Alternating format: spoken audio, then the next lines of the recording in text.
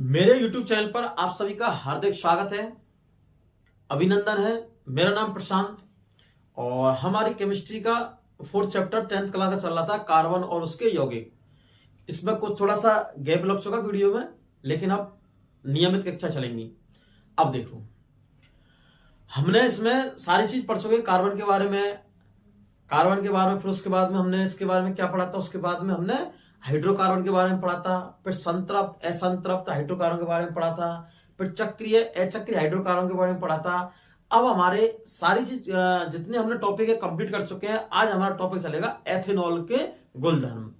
Ethanol के गुणधर्म ये चलेगा टॉपिक। क्या चलेगा? एथेनॉल के गुणधर्म, ये टॉपिक चलेगा हमारा। क्या नाम है? एथेनॉल के गुणधर्म। ठीक है, तो आज चालू करते हैं। इसमें हम क्या करते हैं? एथेनॉल के गुणधर्म। देखो,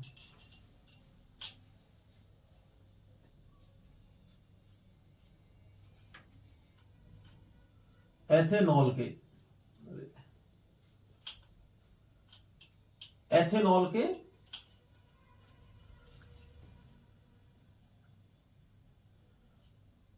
गुणधर्म।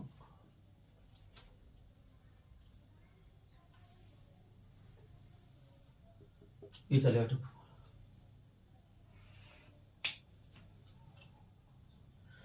ये टॉपिक चलेगा हमारा एथेनॉल के गुणधर्म, ये वाला। तो एथेनॉल के गुणधर्म हम सबसे पहले इसके बारे में बेसिक चीज बताते हैं आपके लिए। एथेनॉल गुणधर्म के बारे में, एथेनॉल कमरे के ताप पर कैसी अवस्था में रहता है? द्रव अवस्था में। किसी अवस्था में? द्रव अवस्था में, लिक्विड। कैसा रहता है? कमरे की ताप में, कमरे के ताप पर। किसकी में? कमरे, रूम टेम्परेचर पर। कैसी अवस्था में रहता है? द्रव, लिक्विड फॉर्म में। कौन? एथेनॉल। कमरे के ताप पर द्रव अवस्था में रहता है एथेनॉल, लिक्विड फॉर्म में। और कमरे के ताप की बात करें तो कमरे का जो ताप रहता है कितना रहता है? 25 डिग्री सेंटीग्रेड। 25 डिग्री कितना? 25 डिग्री। कमरे का ताप कितना रहता है? 25 डिग्री, रूम टेम्परेचर। तो कमरे का अगर 25 हम बोले तो 25 डिग्री टेम्परेचर कैसे रहेगा एथेनॉल? कमरे के ताप पर द्रव अवस्था, 25 डिग्री द्रव अवस्था में। आया क्वेश्चन कि ऐसा कौन सा हमारा एल्कीन या एल्काइन या फिर हाइड्रोकार्बन, कैसा? हाइड्रोकार्बन जो कमरे के ताप पर द्रव अवस्था में हो। क्वेश्चन देखो, एग्जाम में क्वेश्चन बनाने को आपको ट्रिकी या क्वेश्चन को घुमाकर या फिर घुमाने का मतलब कंसेप्ट बेस पर। किस पर? कंसेप्ट बेस पर। जैसे आपको ये सारा चैप्टर पढ़ चुके हैं आप इजी में, लेकिन उसको आपको ट्रिकी बनाना। क्वेश्चन कैसा बनाना है? ट्रिकी। तो एग्जामर क्या करेगा? आपको किसी तरह आपका नॉलेज बेस चेक करेगा। क्या करेगा? Knowledge base. जैसे मैंने बताया कि एथेनॉल कमरे के ताप पर द्रव अवस्था में है। कैसी अवस्था में? द्रव अवस्था में, लिक्विड फॉर्म में। लेकिन वो अगर वो कह देगा ऐसा कौन सा हाइड्रोकार्बन है जो कमरे के ताप पर, कैसे? कमरे के ताप पर या फिर 25 डिग्री सेंटीग्रेड पर द्रव अवस्था में रहता है, उसे क्वेश्चन पूछो आप। एक तो वो क्वेश्चन दे देगा कि एथेनॉल रूम टेम्परेचर कैसा रहता है, कैसी प्रकृति रहती है, आप लोग दोगे लिक्विड फॉर्म में, द्रव अवस्था में। लेकिन वो नेक्स्ट क्वेश्चन अगर ट्रिकी बनाएगा या घुमाएगा क्वेश्चन को, या आपको सोचने के लिए मजबूर करेगा, आपका कॉन्सेप्ट बेस है या नहीं है, कंप्लीट है नहीं है, तो उसमें क्या करेगा? वो कर देगा कि ऐसा कौन सा हाइड्रोकार्बन है जो 25 टेम्परेचर पर लिक्विड अवस्था में रहता है या द्रव अवस्था में रहता है। तो आपको क्या आएगा? एल्कोहल। क्या आएगा? एल्कोहल। हमें क्या है, पढ़ना इस तरीका से चाहिए कि जैसे माना कि एग्जामर किसी प्रकार से क्वेश्चन पूछ ले हमसे, किसी प्रकार से ट्रिकी या फिर उसका बेस कंसेप्ट पूछ ले, तो हमें क्या, प्रत्येक लाइन को, एक लाइन को पढ़नी है। और जब हमारा कंसेप्ट क्लियर हो जाएगा, बेस हमारा क्लियर हो जाएगा, तो एग्जामर कितने प्रकार के क्वेश्चन पूछ ले, किसी प्रकार का ट्रिकी, इजी या फिर मीडियम, हमें क्वेश्चन करने में कोई दिक्कत नहीं है। और रहने बाद 10वीं क्लास है, 10वीं क्लास की साइंस एक बेस है। उसके बाद में इसका साइंस का लेवल बढ़ता है। तो आपको कंपटीशन लेवल में अगर देखा जाए तो साइंस से 10th क्लास से काफी साइंस से क्वेश्चन आते हैं, क्योंकि बेस है। और कंपटीशन में क्या है? बेस, क्योंकि वो एग्जामर जानता है कि इसका बेस क्लियर है नहीं है, इसलिए। तो कितने बजे? द्रव अवस्था में। फिर इसका सामान्य नाम आता है एथेनॉल का। तो जब सामान्य नाम की बात हो, किसकी बात? सामान्य नाम की। तो तो सामान्य नाम की बात है तो सामान्य नाम क्या है इसका? एल्कोहल। क्या है? एल्कोहल।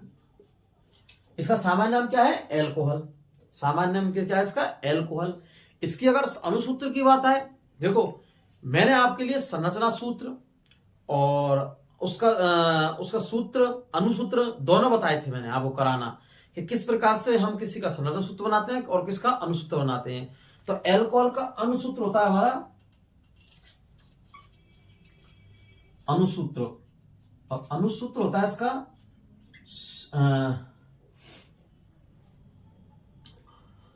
इसका अनु C2H5OH इसका अनुसूत्र है C2H5OH। देखो इसका अनुसूत्र है C2H5OH अनुसूत्र है। और इसका संरचना सूत्र की बात आती है, किसकी? संरचना सूत्र की। संरचना सूत्र तो इसका संरचना होगा CH3 CH2 और OH। इसका क्या है? संरचना सूत्र है। यह हमने संरचना द्वारा लिया। और यहां पर OH है। क्या है? OH। ये ऑल एक क्रियात्मक समूह है, विषम क्रियात्मक समूह, फंक्शनल ग्रुप है। कैसा है? विषम क्रियात्मक समूह। ठीक है, तो हम इसके एक एक पॉइंट लिखते हैं शुरू से। चलो चालू करते हैं। अब आप नोट कर लेना, और अगर नोट्स बना रहे हैं तो नोट्स बनाइए एक एक लाइन से। तो मैं लिखता हूं एथेनॉल के बारे में। First point, ethanol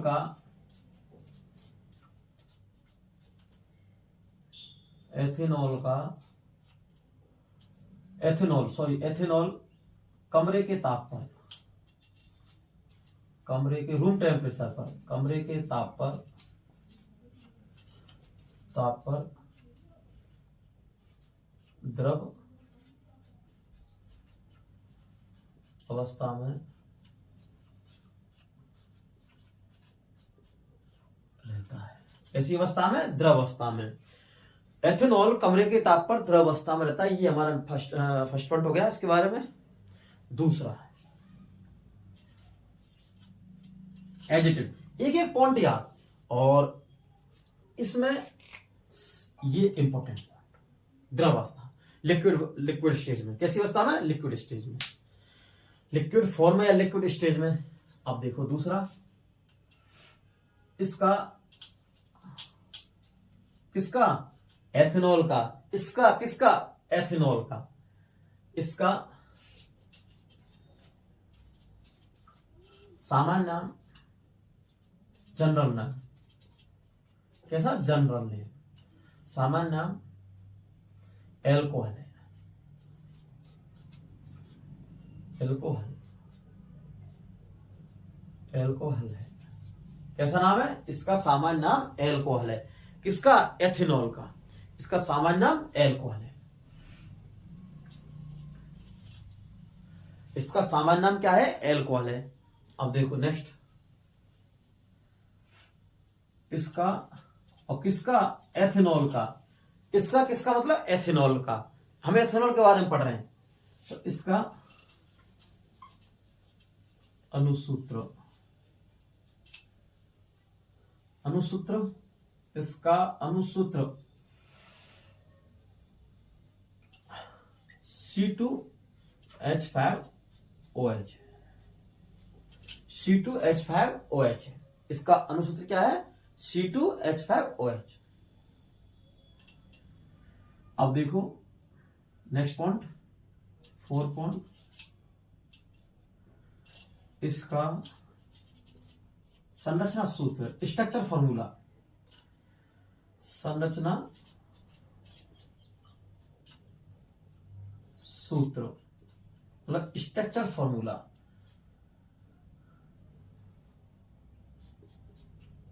CH3 CH2OH, CH3 CH2OH, CH3 CH2OH। इसका क्या है? संरचना सूत्र है।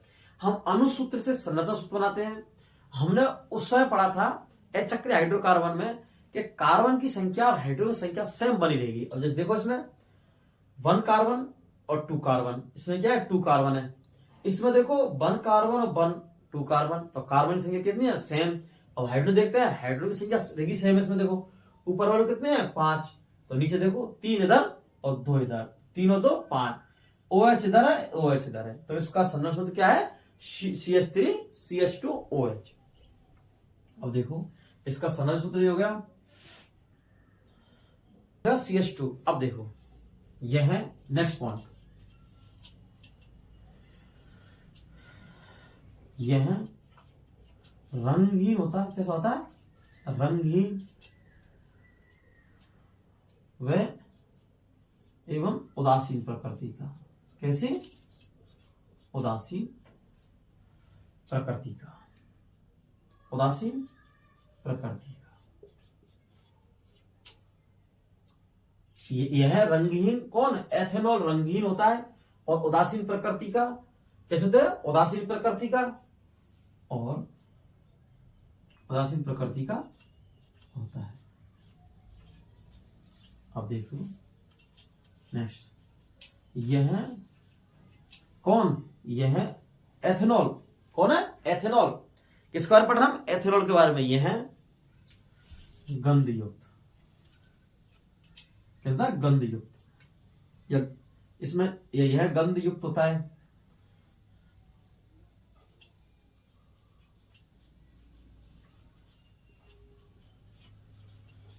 ये देखो तो एथेनॉल के सामान्य सूत्र है, वो सामान्य गुणधर्म है। एथेनॉल का गुणधर्म लिख रहे हैं हम, क्या लिख रहे हैं गुणधर्म इसकी। अब देखो एथेनॉल कमरे के ताप पर द्रवावस्था में है। इसका सामान्य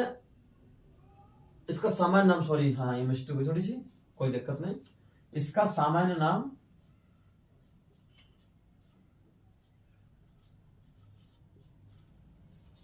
एल्कोहल है। क्या है एल्कोहल है इसका सामान्य नाम, सॉरी मिस्टेक हो गई। इसका सामान्य नाम क्या है एल्कोहल है। कैसा है एल्कोहल। तो ये हमने एथेनॉल के गुणधर्म पढ़ लिए। एथेनॉल कमरे के ताप पर द्रवावस्था में होता है। कैसी अवस्था में द्रवावस्था में, ये भी याद रखने आपको। दूसरा इसका सामान्य नाम एल्कोहल है। पूछ सकता है एथेनॉल का एग्जाम में 1 नंबर में जो क्वेश्चन आते हैं उसे पूछ सकता है कि एथेनॉल का सामान्य नाम क्या है, या एथेनॉल को हम बोलते क्या है सामान्य में नाम में, तो एल्कोहल।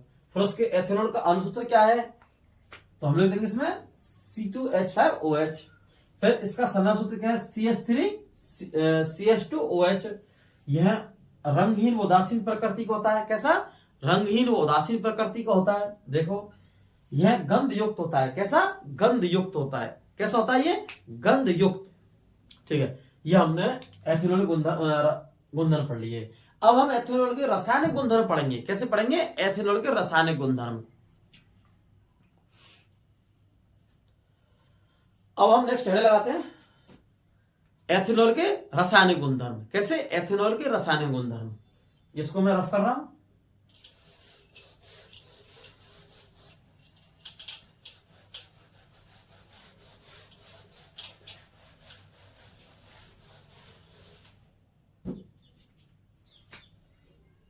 नेक्स्ट हेडिंग है हमारी एथेनॉल के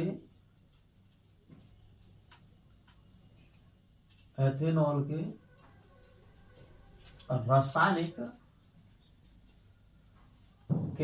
और केमिकल प्रॉपर्टीज। रासायनिक गुणधर्म मतलब केमिकल, एथेनॉल की केमिकल प्रॉपर्टीज। किसके एथेनॉल की केमिकल प्रॉपर्टीज, रासायनिक गुणधर्म।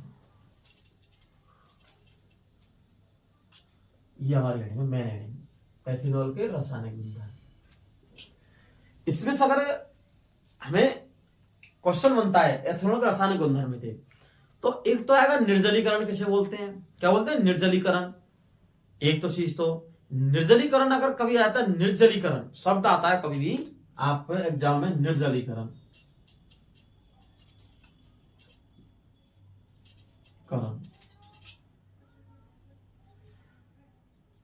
निर्जलीकरण का शब्द आता है एग्जाम में ये वाला, तो आपको एक ही समझना है कि इसमें कहीं ना कहीं क्या निकलेगा पानी, वाटर बाहर निकले। क्या निकलेगा पानी। इस अभिक्रिया में कहीं भी अगर निर्जलीकरण शब्द आता है तो आपको एक ही बनाना है कि हमें निर्जलीकरण अभिक्रिया में क्या निकलता है पानी बाहर निकलता है, वाटर। निर्जलीकरण अभिक्रिया में। कौन सी में? निर्जलीकरण अभिक्रिया में क्या निकलता है बाहर? पानी, वाटर। निर्जल, निर्जल नाम से नाम में देखो, निर्जलीकरण, निर्जलीकरण, निर्जल, जल, जल, जल मतलब कैसे होता है? वाटर, और वाटर से कहता है H2O। तो निर्जलीकरण, और निर्जलीकरण में क्या होगा? निर्जलीकरण में क्या होगा? वाटर बाहर निकलेगा। एक तो इसमें क्या होता है, जो असंतरा हाइड्रोकार्बन है, कैसा? असंतरा हाइड्रोकार्बन की, अगर असंतरा हाइड्रोकार्बन बनाने की अभिक्रिया है, कैसे? असंतरा हाइड्रोकार्बन अभिक्रिया। जब हम एथेनॉल को, किसको? एथेनॉल को सांद्र H2SO4 मतलब सांद्र H2SO4 सल्फ्यूरिक अम्ल के साथ क्या कराते हैं? गर्म कराते हैं 413 डिग्री केल्विन पर।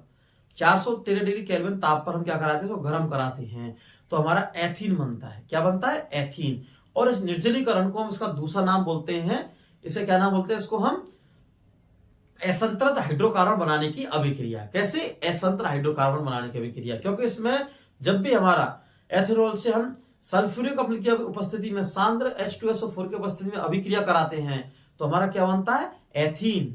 क्या बनता है? एथीन, डबल बॉन्ड वाला। तो एथीन बनता है। क्या बनता है? एथीन। और एथीन हमारा क्या होता है? असंतृत हाइड्रोकार्बन। कौन सा रहता है? असंतृत हाइड्रोकार्बन। तो हमें ये भी मिल गया, असंतृत हाइड्रोकार्बन बन रहा है। और क्या निकलेगा? जल बाहर निकलेगा। वो वैसे के देखो मैं बता दिया, निर्जलीकरण, निर्जल, जल, जल बाहर निकल रहा है इस अभिक्रिया में। तो निर्जलीकरण कहीं भी आ जाए, इसका मतलब वाटर क्या निकलेगा? इसमें से बाहर। ठीक है, निर्जलीकरण।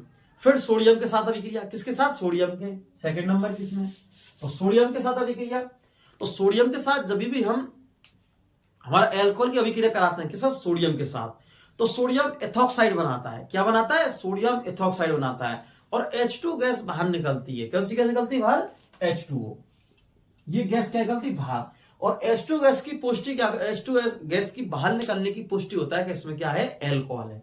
अगर हमारी कोई अभिक्रिया एथॉक्साइड बन रहा है, क्या बन रहा है? एथॉक्साइड बन रहा है, सोडियम एथॉक्साइड बन रहा है, तो हम अनुमान लाएंगे कि इसमें क्या, अगर और H2 गैस बाहर निकल रही है, तो हमें हमारा सोडियम एथॉक्साइड बन रहा है, सोडियम एथॉक्साइड बन रहा है, और हम अनुमान लाएंगे हमारा H2 गैस निकल रहा है। तो H2 गैस की पुष्टि करती है कि हमारा क्या है? एल्कोहल की पुष्टि है, इसमें एल्कोहल है कहीं ना अभिक्रिया में। ठीक है, तो हम सबसे पहले पढ़ते हैं सोडियम के साथ अभिक्रिया के साथ, सोडियम के साथ अभिक्रिया। फर्स्ट नंबर की हमारी heading sodium, Na, sodium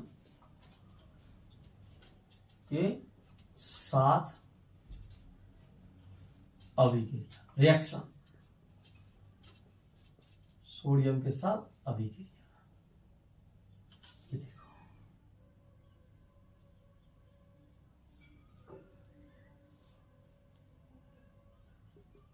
sodium के साथ अभिक्रिया, यह हमारी रिएक्शन है।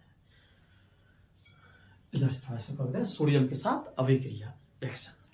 तो सोडियम के साथ अभिक्रिया करा रहे हैं। देखो अब जैसे ये हमारा क्या है? एल्कोहल। क्या है ये? एल्कोहल।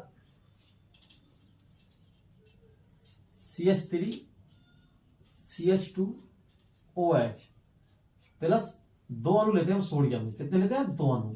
तो 2 हम इसको बैलेंस करने के लिए अभिक्रिया लगाते हैं, और इधर हम अभिक्रिया बनाते हैं तो CH3। अब इसमें से क्या होगा? H, ये जो H है ये बाहर निकलेगा। क्या निकलेगा? बाहर। और H की जगह कौन जुड़ जाएगा? सोडियम। ये H निकलेगा बाहर, ये रिमूव होगा, इसकी जगह क्या जुड़ जाएगा? है सोडियम। क्या जुड़ जाएगा? सोडियम। तो देखो रिएक्शन बहुत इजी होती है, लेकिन थोड़ा समझना है वैसे। Na और H2 क्या निकल गया? बाहर।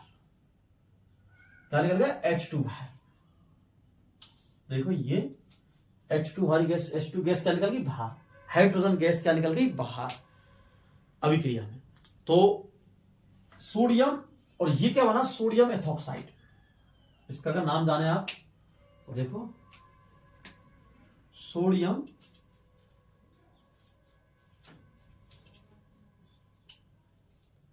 एथॉक्साइड। क्या है नाम इसका? सोडियम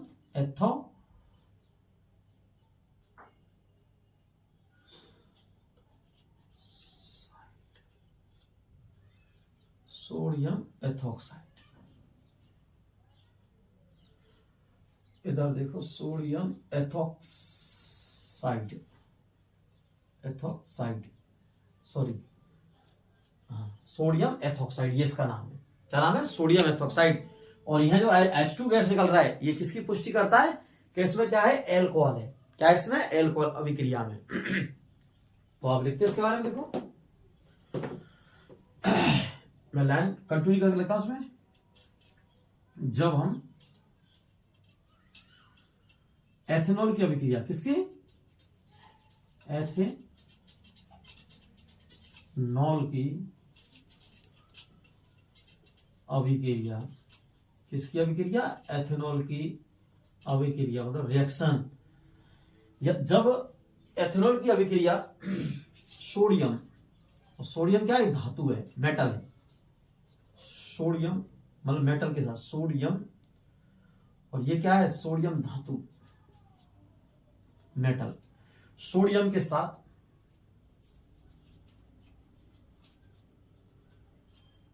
कराते हैं।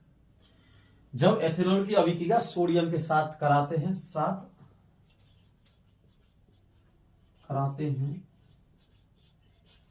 तो हमें क्या बनता है? मिलता है, तो हमें सोडियम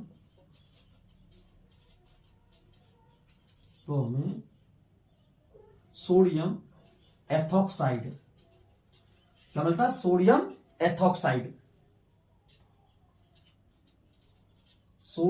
एथॉक्साइड बनता है। क्या बनता है? सोडियम एथॉक्साइड बनता है। और हाइड्रोजन गैस, कौन सी गैस? H2,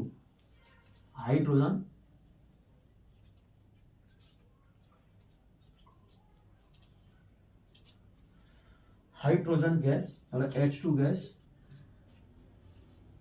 बनती है या बाहर निकलती है? बाहर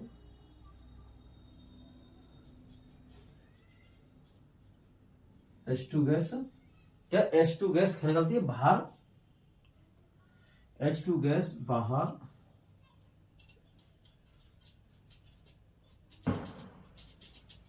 निकलती है। क्या निकलती है? H2 गैस बाहर निकलती है। सोडियम एथॉक्साइड बनता है हमारा। जब एथेनॉल की अभिक्रिया सोडियम धातु के साथ कराते हैं, तो हमें सोडियम एथॉक्साइड बनता है। क्या बनता है? सोडियम एथॉक्साइड बनता है। और H2 गैस या हाइड्रोजन गैस बाहर निकलती है। कैसे निकलती है? H2 गैस, हाइड्रोजन गैस क्या निकलती है? बाहर। और सोडियम एथॉक्साइड बनता है। क्या बनता है? सोडियम एथॉक्साइड, CH3CH2ONA, ये। और इसमें H2 गैस बाहर निकलती है। अब देखो 4 पॉइंट डायरेक्ट इसमें। H2 गैस का, किसका? H2 गैस का बाहर निकलना,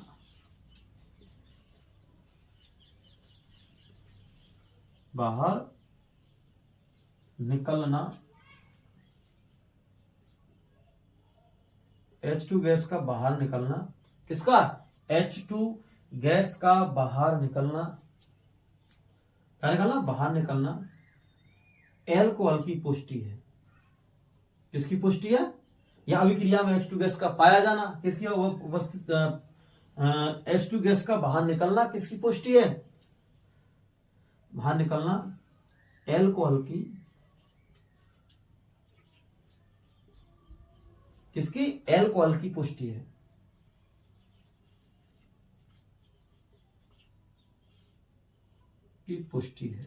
किसकी है? एल्कोहल की पुष्टि है। किसकी पुष्टि है? एल्कोहल की। तो H2 गैस का बाहर निकलना किसकी पुष्टि है? एल्कोहल की। मतलब हमारी अभिक्रिया में क्या हो रहा है? एल्कोहल है। इसमें क्या है? एल्कोहल। हमें ये निर्देश दे रहा है कि हमारी अभिक्रिया में क्या है? एल्कोहल है। अगर H2 गैस बाहर निकल रही है, क्या निकल रही है? बाहर। अब हमने ये फर्स्ट वर्ड ली, तो सोडियम के साथ अभिक्रिया। अब चलेगी हमारी निर्जलीकरण अभिक्रिया। कौन सी? निर्जलीकरण। और इसको क्या बोलते हैं? एसंतर हाइड्रोकार्बन बनने की अभिक्रिया, एसंतर हाइड्रोकार्बन बनाने की अभिक्रिया। ठीक है, ये हमारा हो गया। तो सोडियम, किसकी, सोडियम के साथ अभिक्रिया कराई हमने, किसकी, एथेनॉल की। तो एथेनॉल की अभिक्रिया हम सोडियम के साथ कराएंगे तो हमारा सोडियम एथॉक्साइड बनेगा। और जब एथेनॉल की अभिक्रिया सोडियम धातु के साथ हम कराते हैं तो हमें सोडियम एथॉक्साइड बनता है और हाइड्रोजन गैस बाहर निकलती है। और H2 गैस का बाहर निकलना अल्कोहल की क्या है, पुष्टि है। ठीक है, ये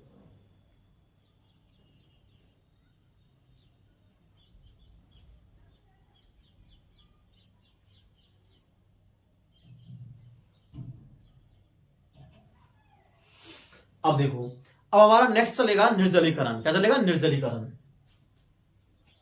नेक्स्ट हो जाएगा निर्जलीकरण, एथेनॉल का दूसरा गुणधर्म। इसको रफ कर रहा हूं मैं।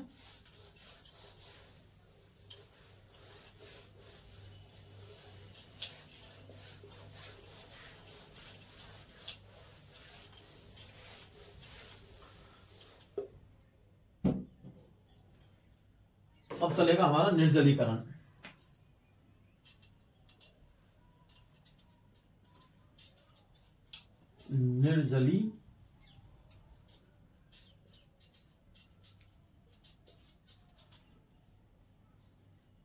निर्जलीकरण, और इसको हम बोलते हैं निर्जलीकरण के साथ साथ इसको असंतृप्त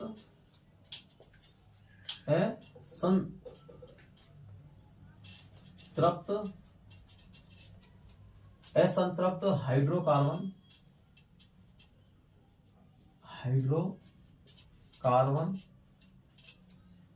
असंतृप्त हाइड्रोकार्बन बनाने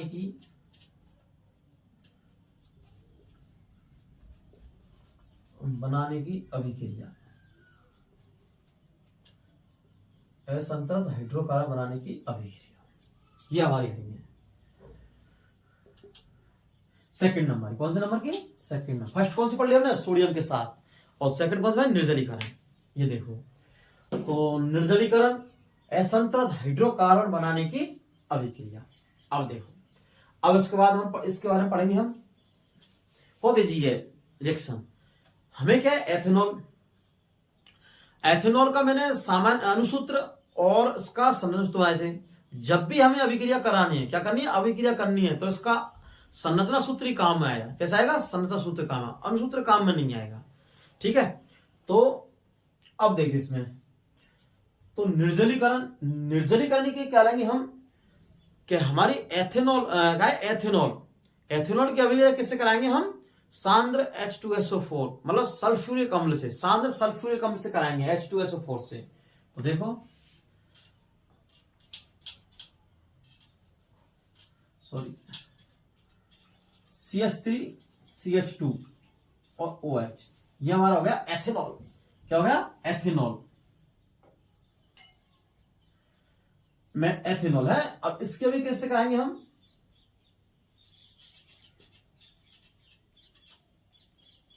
सांद्र H2SO4 से, इसको सल्फ्यूरिक अम्ल। तो हमारा किसका होगा, एथीन का निर्माण। किसका होगा, एथीन का निर्माण होगा हमारा।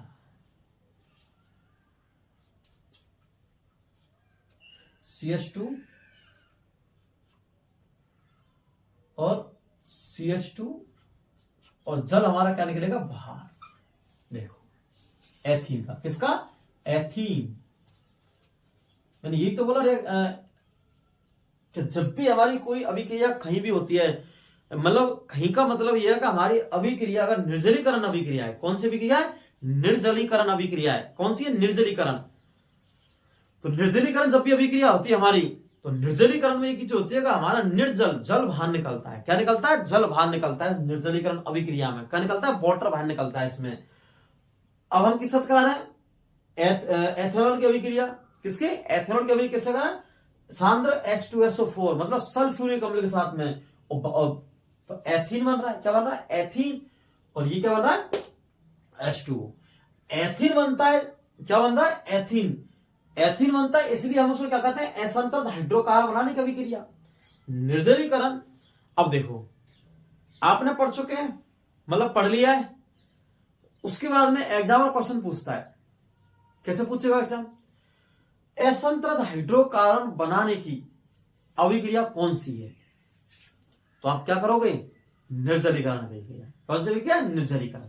ठीक है, असंतत हाइड्रोकार्बन बनता है, असंतत हाइड्रोकार्बन बनता है कौन से हाइड्रोकार्बन से? तो अपन क्या कहेंगे? एथेनॉल से। किससे? एथेनॉल से। एक चीज। दूसरा क्वेश्चन, और क्वेश्चन, नेक्स्ट क्वेश्चन अगर पूछेगा एग्जाम में, ट्रिकी बनाना उसको, आपसे बेस कंसेप्ट देना है, तो ऐसा एथेनॉल की अभिक्रिया हम किसकी उपस्थिति में कराएंगे कि हमें एथीन प्राप्त हो? क्या प्राप्त हो? एथीन। तो आपने पढ़ चुके हैं निर्जलीकरण अभिक्रिया। कौन से? निर्जलीकरण अभिक्रिया। और बिल्कुल इजी है नहीं? तो निर्जलीकरण अभिक्रिया, और जब निर्जलीकरण अभिक्रिया पढ़ते हैं इसमें, तो हम क्या करेंगे? सांद्र H2SO4 को अधिक ताप पर, मतलब अधिक टेम्परेचर पर, हाई टेम्परेचर पर हम गर्म कराते हैं, तो क्या होगा? एथीन बनेगा। क्या बनेगा? एथीन। माना कि दूसरा, तो सांद्र H2SO4 का कंसेप्ट क्लियर हो गया। दूसरा, आपसे अभिक्रिया पूर्ण करवा सकता है। माना कि ये उत्पाद आपको नहीं देगा एथीन प्लस H2O, आपको ये उत्पाद दे देगा। क्या देगा? CH2SO4। और अभिक्रिया किस उपस्थिति में हो रही है? सांद्र H2SO4 की उपस्थिति में। किसकी उपस्थिति में? सांद्र H2SO4 की उपस्थिति में अभिक्रिया हो रही है। और सांद्र H2SO4 की उपस्थिति में अभिक्रिया हो गई, तो हम लगा सकते हैं कि हमने पढ़ा था वाटर निर्जलीकरण, ऐसे दिमाग में रिसाइकलिंग तुरंत ही कुछ नहीं है, तुरंत ही आएगा, तुरंत ही आंसर खटा, ये तुरंत ही आंसर हटा, ये आंसर इसमें, क्योंकि सर ने हमें पढ़ाया है। क्या पढ़ा है? सर ने हमें पढ़ाया है कि निर्जलीकरण अभिक्रिया होती है तो असंतत हाइड्रोकार्बन बनाने की अभिक्रिया वही अभिक्रिया है। तो जब हम एथेनॉल की अभिक्रिया सांद्र H2SO4 की उपस्थिति में कराते हैं, तो हमें क्या बनता है? एथीन प्लस H2O बाहर निकलता है। Ethene plus H2O, ethene plus H2O, और एथीन अभिक्रिया बन रही है। इसका मतलब क्या है? ये निर्जलीकरण अभिक्रिया है। कौन सा? निर्जलीकरण अभिक्रिया। तो अब हम इसमें लिखते हैं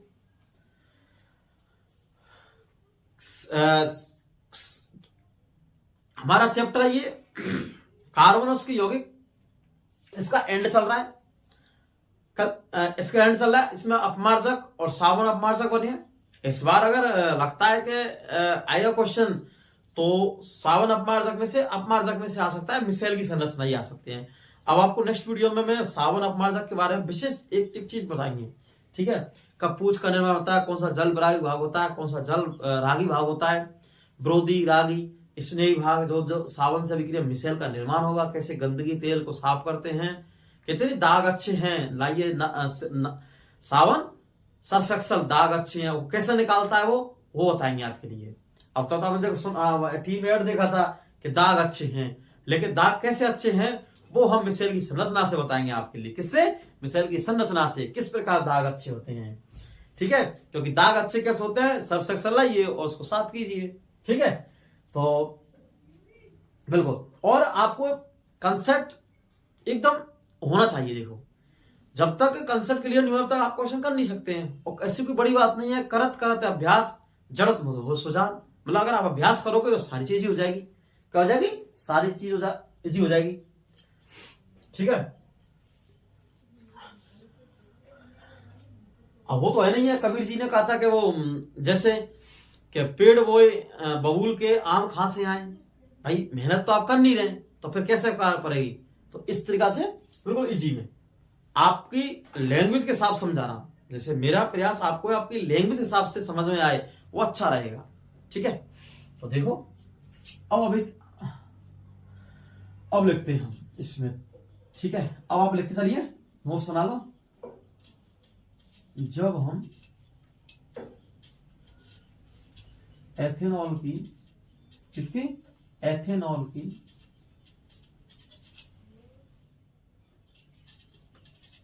अभिक्रिया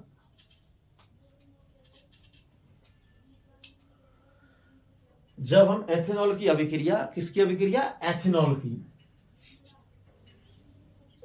413 डिग्री, ये टेम्परेचर ऊपर नीचे होता है, ताप पर 400 डिग्री ताप पर सांद्र सल्फ्यूरिक अम्ल, सांद्र सल्फ्यूरिक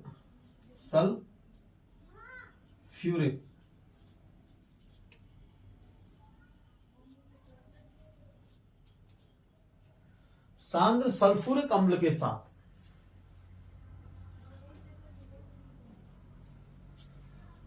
गर्म करते हैं। क्या करते हैं? गर्म।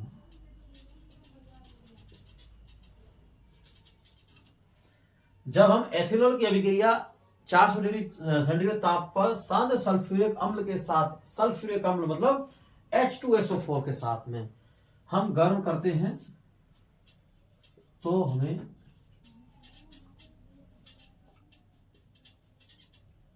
एथीन, क्या होगा? एथीन।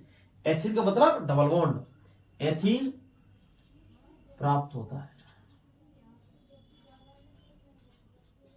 और एथीन प्राप्त होता है और जल, और जल और जल बाहर निकलता है। क्या निकलता है? बाहर निकलता है। जल बाहर निकलता है, वाटर। तो हम एथेनॉल की अभिक्रिया 413 डिग्री टेम्परेचर शांत सल्फ्यूरिक अम्ल के साथ, किसके साथ? शांत सल्फ्यूरिक अम्ल के साथ गर्म करते हैं तो हमें एथीन प्राप्त होता है और जल क्या निकलता है? बाहर। कैसे? बाहर। जल का निकलना बाहर मतलब निर्जलीकरण अभिक्रिया, H6 ऐसे बाहर निकल जाता है तो एथीन का निर्माण होगा, एथीन प्राप्त होता है। तो हमारा निर्जलीकरण अभिक्रिया है। कैसी है निर्जलीकरण अभिक्रिया? तो इसमें जब हम एथेनॉल की अभिक्रिया 413 डिग्री ताप पर शांत सल्फ्यूरिक अम्ल के साथ हम गर्म करते हैं तो हमें एथीन प्राप्त होता है। क्या होता है? एथीन प्राप्त होता है और जल बाहर निकलता है। और इस एथीन की पुष्टि हमें क्या कहती है? एथीन अगर बनता है तो हमें कौन सी अभिक्रिया है? निर्जलीकरण अभिक्रिया है। कौन सी? निर्जलीकरण अभिक्रिया, जल को बाहर निकालना। ठीक है। फिर स्टार पॉइंट है, कुछ देशों में, इसमें देशों में एथेनॉल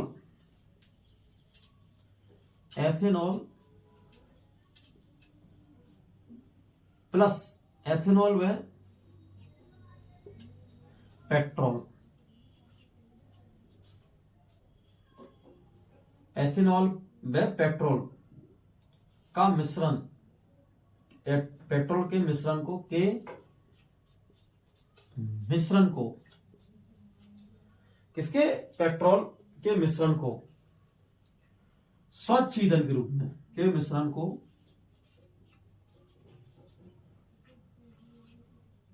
स्वच्छ ईंधन के रूप में